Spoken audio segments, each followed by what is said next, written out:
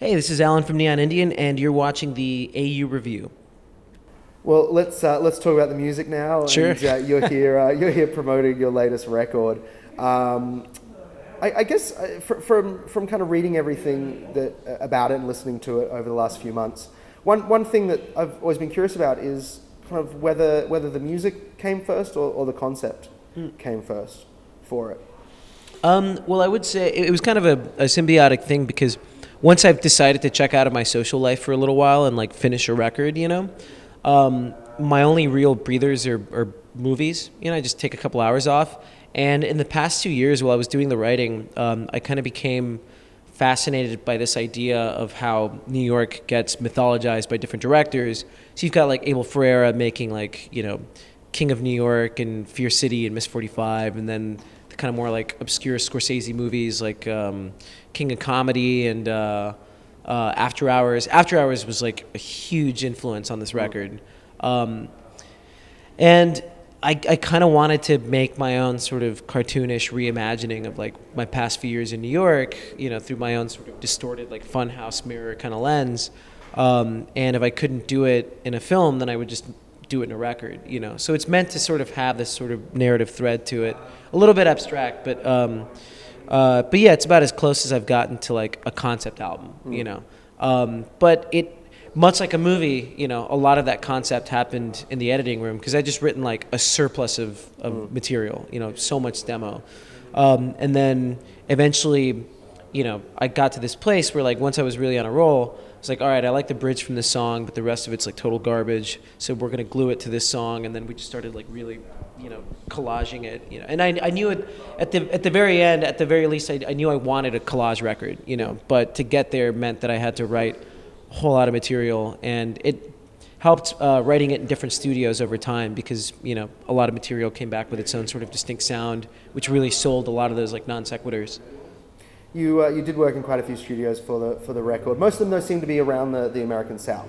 Yeah. So you were in Austin and I think Atlanta as well. What does working in different studios, what does that bring to your music that maybe it wouldn't have done just being in the working out of your bedroom or working in the same studios at the different producers? Is it the kind of, as that Foo Fighters series on HBO was kind of talking about, it's that something in the walls and something in the air that you can't quite fathom? Yeah, well, it's interesting that it's become, definitely like a focal point of the record was a lot of the different locations, but it wasn't really meant to be this like, romantic idea of like, oh, well, I want to write this across the country, yada, yada, yada. It's just like, 3 years is a long time, and a lot of it was dictated more by availability, and like people I wanted to work with. Like obviously in Atlanta, I wanted to work with Ben Allen. In Austin, I wound up, recording at Pure X's practice space, and every place has their own like set of equipment. But yeah, if you record in a different place, it's just kind of got its own rig and its own sound to it.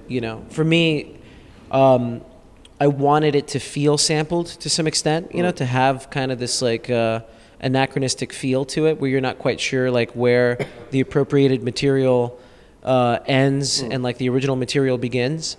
And there's a couple of samples on the record, surprisingly not sample heavy, but yeah, I mean, I just kind of knew that it was just going to take some time, and a lot of it involved just working with different musicians too, who kind of brought their own specialized skill set. And how does then that translate onto the stage? How are you kind of appropriating that music live? Are you reimagining it live? Is it pretty much kind of sounding about the same? And do you play it in a certain order? Like, how are you approaching it? Because when you've kind of got an album that has that flow to it, how do you then kind of keep that flow going live? It takes a little bit of reimagining because now it's like very much so, a nod to like more Stay in the Time and like those kind of eras of live music where it was very much so, a vocational thing to not just play the instrument but to put on a show, And I get the feeling that like, so much of the continuum of indie rock is to just look as disaffected and uninterested playing as possible. Like you're not even there. And it works for certain bands, absolutely, but for me it was just kind of like, this record is fun. The live show should be fun. We should look like, we're up there like really sweating it. And yeah, like I put together a band of musician friends that are all total shredders in their own respective right. My brother included, who plays bass and played on the record as well quite a bit. And other than like, you know, being a little bit more of the engineer and designing everyone's rig and what the pedal chains are, you know, after that, I just give them carte blanche to just be like, this is your, you know, your show now. Like, you surprise me. I'm just going to be up there flailing like a maniac and, you know, doing my best to stay in key. And after you do your best to stay in key in Australia, are you moving on anywhere else, or do you get some time off? I have like a month off, and then I think most of 2016 will definitely be, you know, just road dogging it for sure.